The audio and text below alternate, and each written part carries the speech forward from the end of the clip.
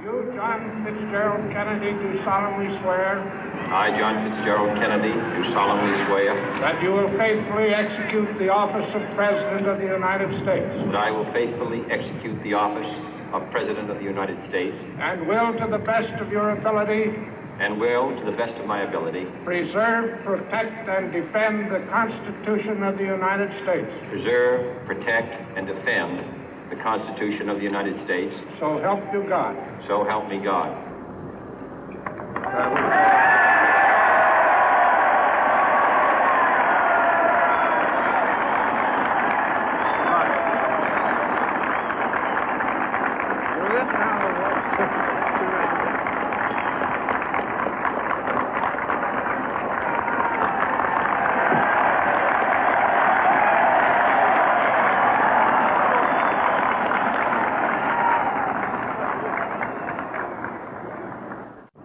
Vice President Johnson, Mr. Speaker, Mr. Chief Justice, President Eisenhower, Vice President Nixon, President Truman, Reverend clergy, fellow citizens.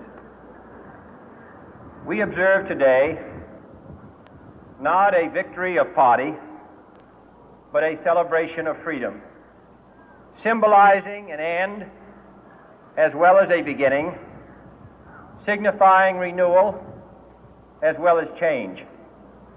For I have sworn before you and Almighty God the same solemn oath our forebears prescribed nearly a century and 3/4 ago.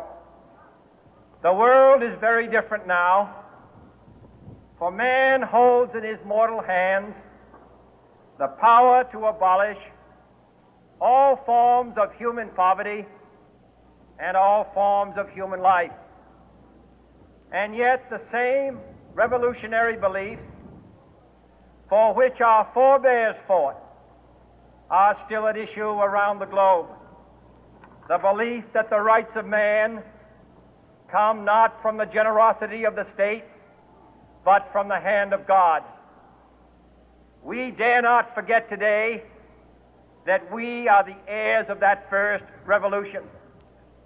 Let the word go forth from this time and place to friend and foe alike that the torch has been passed to a new generation of Americans born in this century, tempered by war, disciplined by a hard and bitter peace, proud of our ancient heritage, and unwilling to witness or permit the slow undoing of those human rights to which this nation has always been committed and to which we are committed today at home and around the world.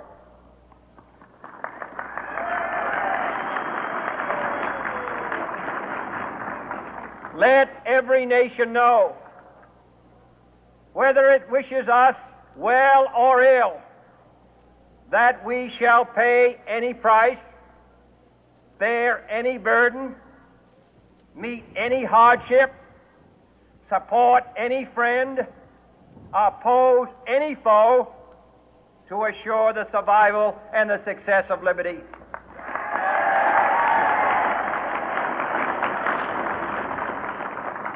This much we pledge and more.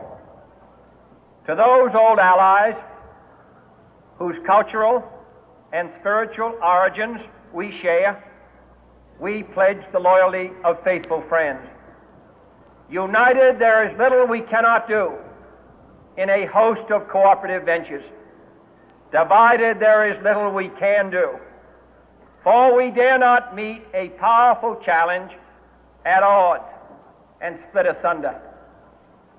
To those new states whom we welcome to the ranks of the free, we pledge our word that one form of colonial control shall not have passed away, merely to be replaced by a far more iron tyranny. We shall not always expect to find them supporting our view, but we shall always hope to find them strongly supporting their own freedom, and to remember that in the past, those who foolishly sought power by riding the back of the tiger ended up inside.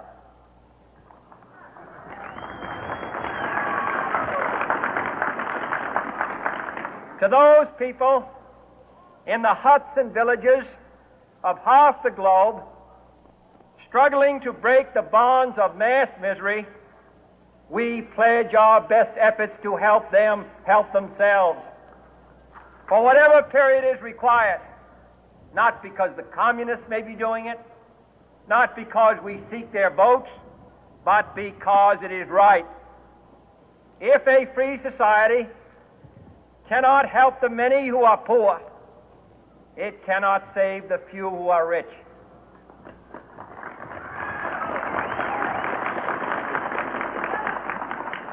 To our sister republics south of our border, we offer a special pledge to convert our good words into good deeds, in a new alliance for progress, to assist free men and free governments in casting off the chains of poverty. But this peaceful revolution of hope cannot become the prey of hostile powers. Let all our neighbors know that we shall join with them to oppose aggression or subversion anywhere in the Americas.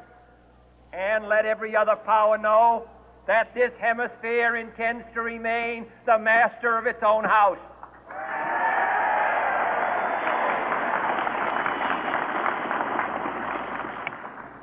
To that World Assembly of Sovereign States, the United Nations, our last best hope, in an age where the instruments of war have far outpaced the instruments of peace, we renew our pledge of support to prevent it from becoming merely a forum for invective, to strengthen its shield of the new and the weak, and to enlarge the area in which its writ may run.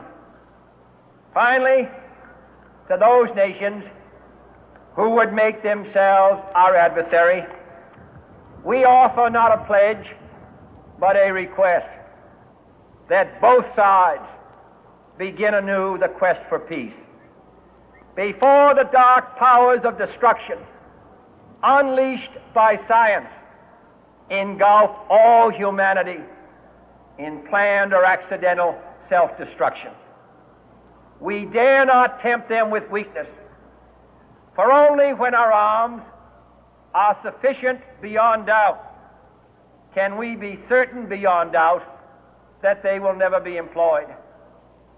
But neither can two great and powerful groups of nations take comfort from our present course, both sides overburdened by the cost of modern weapons, both rightly alarmed by the steady spread of the deadly atom, yet both racing to alter that uncertain balance of terror that stays the hand of mankind's final war.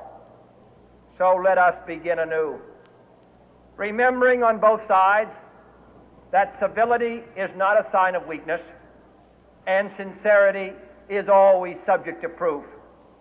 Let us never negotiate out of fear, but let us never fear to negotiate.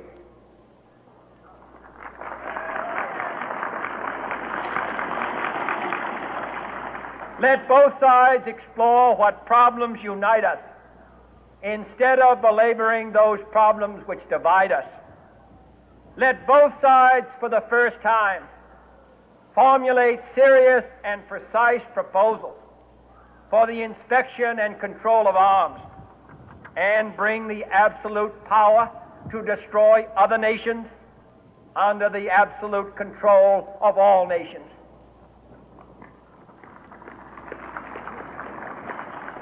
Let both sides seek to invoke the wonders of science instead of its terrors. Together, let us explore the stars, conquer the deserts, eradicate disease, tap the ocean depth, and encourage the arts and commerce. Let both sides unite to heed in all corners of the earth the command of Isaiah to undo the heavy burden and let the oppressed go free. And if a beachhead of cooperation may push back the jungle of suspicion, let both sides join in creating a new endeavor, not a new balance of power, but a new world of law, where the strong are just and the weak secure and the peace preserved. All this will not be finished in the first 100 days, nor will it be finished in the first 1,000 days, nor in the life of this administration, nor even perhaps in our lifetime on this planet. But let us begin.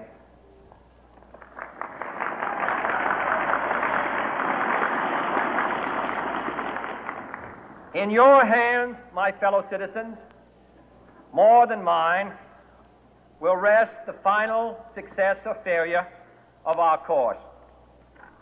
Since this country was founded, each generation of Americans has been summoned to give testimony to its national loyalty. The graves of young Americans who answered the call to service surround the globe. Now the trumpet summons us again, not as a call to bear arms, though arms we need, not as a call to battle, though in battle we are, but a call to bear the burden of a long twilight struggle, year in and year out, rejoicing in hope, patient in tribulation, a struggle against the common enemies of man, tyranny, poverty, disease, and war itself. Can we forge against these enemies a grand and global alliance, north and south, east and west, that can assure a more fruitful life for all mankind? Will you join in that historic effort?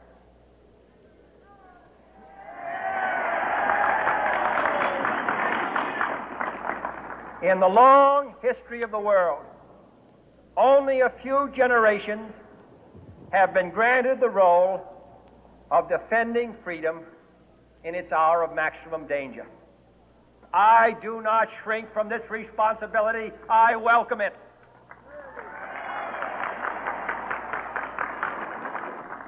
I do not believe that any of us would exchange places with any other people or any other generation.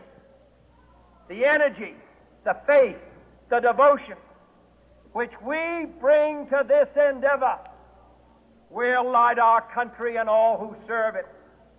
And the glow from that fire can truly light the world. And so, my fellow Americans, ask not what your country can do for you. Ask what you can do for your country.